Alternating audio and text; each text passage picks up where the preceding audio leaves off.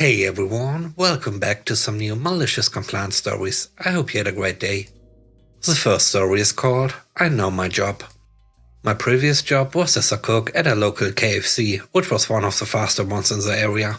I had been there for 3.5 years and didn't really have too many problems with management, and I was actually friends with some of them. But then one of the senior staff got promoted to a shift runner, and that's when this already average job got worse. To put it into perspective, because I had been at the job for a couple of years doing the same thing daily, I knew my job. I knew how much chicken we would need on a given night, and I could pretty much do my chicken runs by myself. All the other managers let me do it, because they were often too busy to watch and manage chicken. This newly promoted manager didn't like that I was bypassing her in the so-called chain of command. She was annoyed that I was not listening to projections, which were inaccurate the majority of the time. Sure, sometimes we had a bit of wastage, but everyone else agreed it was better to have a couple of pieces left over than to make a customer wait 30 minutes continuously. But this manager had a go at me, and our conversation went like this. You are not allowed to cook what you want. You have to wait till I tell you what to cook, and cook exactly the amount I tell you to. Even when it's super busy, you want me to interrupt you packing orders and making burgers to get you to tell me what I already know needs cooking? Yes, I don't care how busy, I will tell you what to cook, you have to wait for me to tell you. This happened on a Tuesday night, the busiest night at the KFC where I lived due to our promotion on chicken. 9 pieces for $10.95. So I didn't cook unless she told me to, and in a matter of 30 to 45 minutes we were out of the original and spicy chicken. The drive-thru was full and many customers were waiting on chicken. The manager walks out back and I and the other cooks are laughing, cleaning things and sweeping the floor. No chicken was down, the fryers were cool, so it would take a bit to heat up and nothing was set up. The manager proceeded to yell at us, asking why there was no chicken cooking and saying customers were waiting and they were completely out. I just turned to her and said, well, you told me today I couldn't cook without permission and you haven't told us to cook for the past hour. The number of complaints and angry customers having a go at staff members was insane. Sure, I was behind for the remainder of my shift and we got a lot of flack from customers that night, but she started letting us cook to judgment from then on. The next story is called The Prof got fired for this. When I was a freshman in college, I registered for a basic English 102 course that doubled as a humanities credit. I thought, great, 2 birds 1 stone, despite the rate my professor for this class being abysmal at best. I have ADHD and dyslexia, so I have a hard time reading most times, but especially handwritten stuff, even my own. I had an ADA allowance on file, meaning I get some permissions to allow me to take classes and functions as normally as possible. These permissions included the use of my tablet during class to write notes and about an hour longer on tests. On the first day of class, the professor strolls in with the arrogance and snobbitude of someone who thinks they are getting tenured this year. He starts talking, going over the syllabus and says there will be no phones, laptops or technology of any kind in my class. You will write all your notes by hand. This isn't going to work for me, so I raised my hand and asked him if I can talk to him privately about the rule.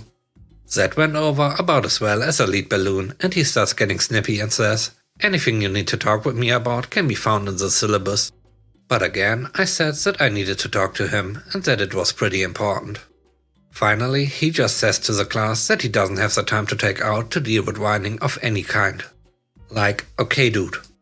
So I say that I'm dyslexic and need my tablet to do the notes and read the assignments and that my ADA permission are on file and emailed to all my professors before class. He says, yeah, I saw the email, but I don't care. You can do the work just like everyone else, you're not special even if you weren't special ed. The class goes deadly quiet at that. I'm absolutely shocked at his bold and completely hilarious lack of awareness and care for his job. I'm staring at him, open-mouthed, and he thinks he has won. He's got a smug little face like I've just been told and there are no other options nor is there any way he'll regret his behavior. One of the girls in class finally finds her voice and calls him out in his ableism and lack of decorum. But he cuts her off, saying, if you don't like my rules you can drop the class. So she says okay and pulls out her laptop and drops the class right in front of him.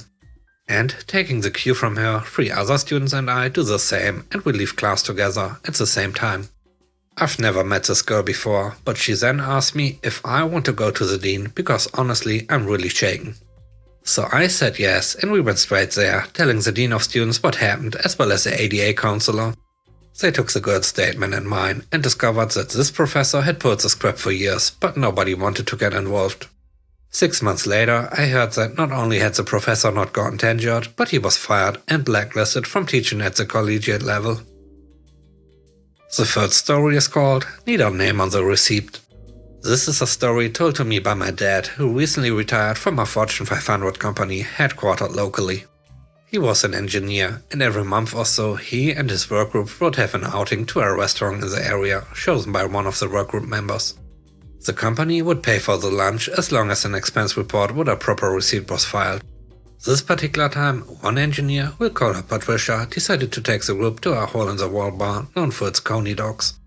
Let's call this place the Badger Bar. Everything went fine, everyone enjoyed their conies, and Patricia got a handwritten receipt on a generic piece of paper. This hole-in-the-wall place didn't have printed receipts. The problem came after Patricia turned the expense report in. It was returned to her with a note stating the charges were denied.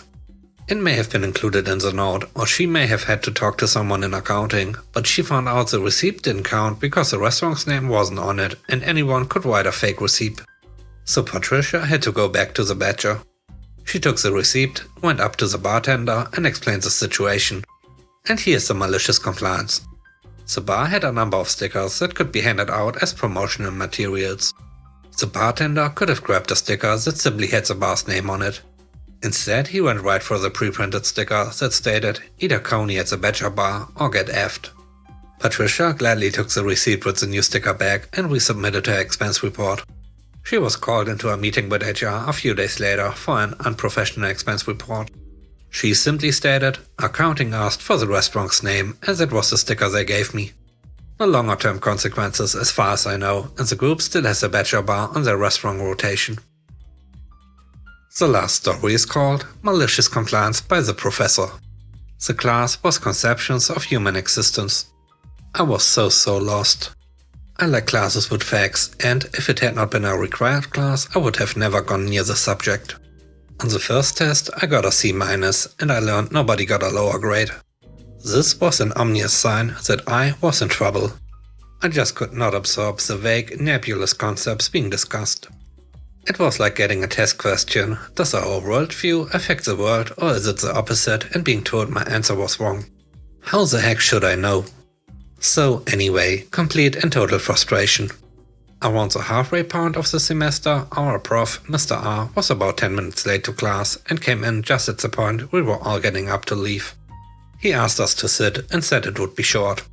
He said he had just left a meeting with the department chairperson and had been denied tenure. You could tell he was angry about it. Then the class was dismissed. For the rest of the term, our classes were just chatting about topics in the news, no actual assignments to do. And I'm left wondering what I can do to pull up my grade. With a week to go before final exams, he lets us know that we have to do a final exam. Great, should I have been taking notes during our class-wide chats? What the heck are we going to be tested on? He explains since he did not get tenure, he is leaving the university after this semester. Our final exam will be a take-home essay, and we can choose one of 3 topics. The first 2 were political questions. But if we don't like either of those topics, we can make up our own question and answer it. If we turn in anything that shows effort, we will be given an A. He has to be able to defend his grades and just don't turn in a 2-sentence piece of crap and think that's worth an A. Put in some effort, get a guaranteed A. He was doing this for all classes he taught this semester. That was his malicious compliance for being turned down for tenure. We did, in fact, all get A's. I heard later from a student aide who worked in the office that the department head was mad about it, but didn't think he could do anything about it. And that's it for today's video. I hope you enjoyed it. If you did, please don't forget to click the like button. And if you are new here, don't forget to subscribe. Let me know what you think about this episode in the comment section below.